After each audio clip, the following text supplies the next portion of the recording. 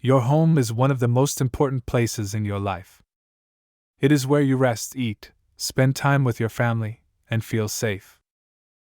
Homes come in many different shapes and sizes, from small apartments in the city to large houses in the countryside.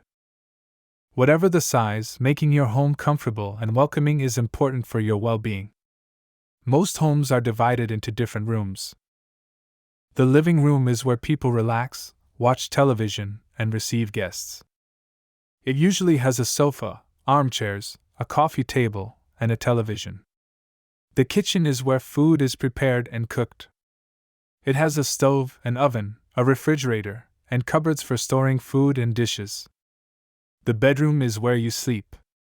It has a bed, a wardrobe for clothes, and sometimes a desk for working or studying. The bathroom has a toilet, a sink, and a shower or bathtub. Furniture plays an important role in making a home comfortable and functional. When choosing furniture, it is important to think about the size of the room, the style you like, and your budget. Today, many people buy furniture from large stores like IKEA, where you can find affordable and stylish pieces for every room in your home. Keeping your home clean and organized is also very important. A clean home helps you feel relaxed and in control of your life.